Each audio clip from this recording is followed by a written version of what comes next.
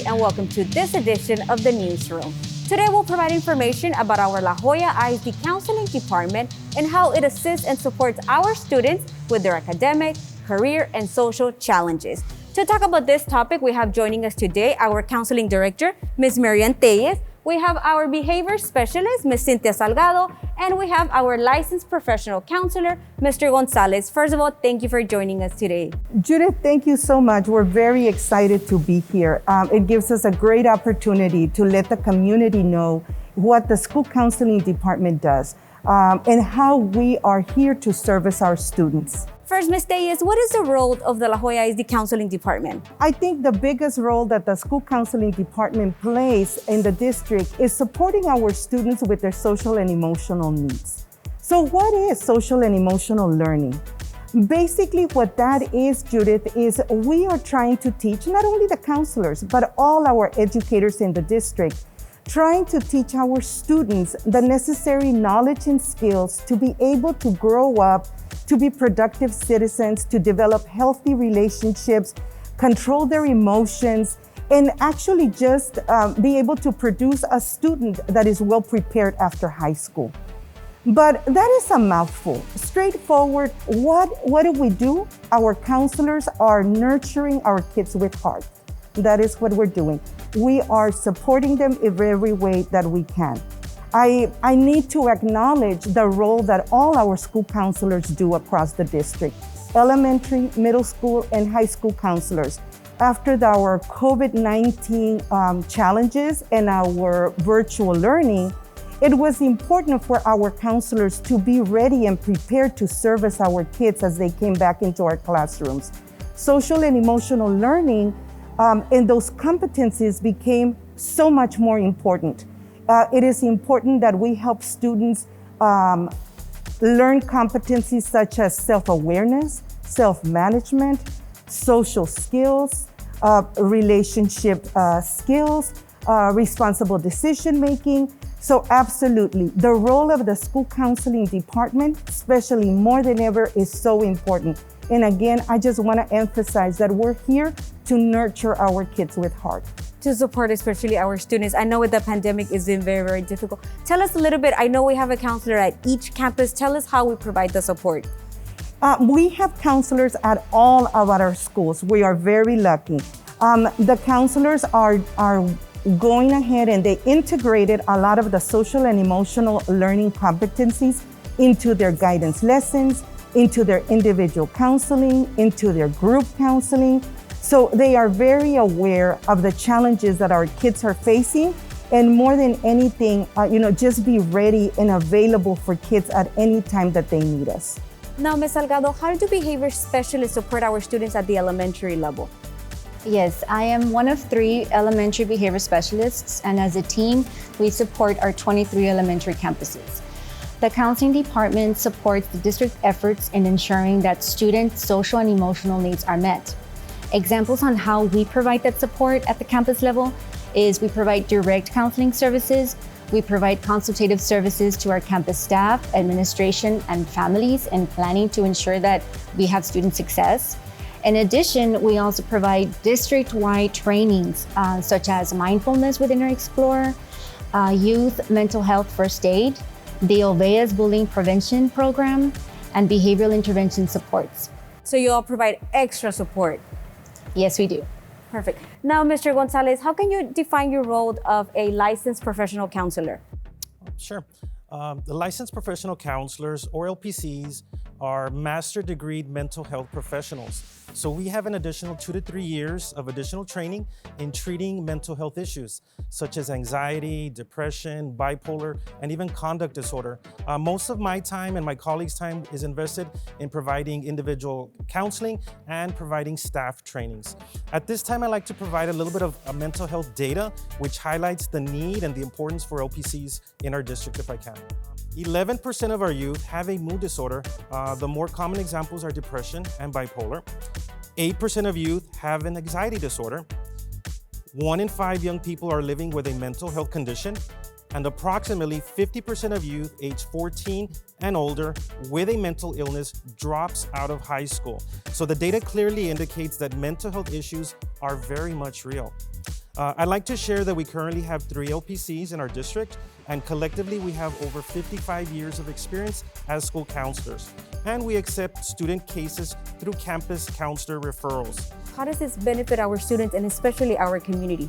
The way that we service our community is simply by providing counseling to these students that are really struggling academically, emotionally, behaviorally, and it's really interfering with their ability in school and home. So we build these partnerships with parents so that students can gain these skills. Like the data was showing, over 50% of our students that have a mental disorder are really struggling and eventually drop out of high school. So the way that we support our community is just making sure they're getting these vital skills, that we're empowering our students, enabling them to be successful in school and home.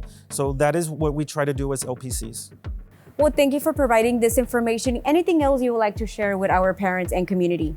I think, Judith, that one of the things that I wanna share with parents out in the community is that a lot of the strategies that we are using or resources are also available to them, such as mindfulness.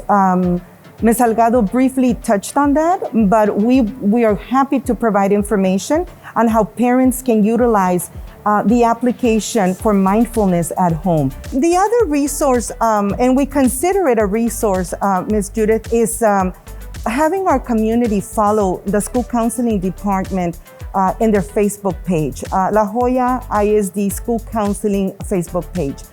Within that page, all of our department, the behavior specialists, the licensed professional counselors, our substance abuse counselors, all provide information, very useful tips for parents. So it would be their time well spent reviewing the website. Thank you. Anything else you all would like to add before we close? Sure. We understand that when parents send their children to our schools, they are sending their very best, their most prized possessions.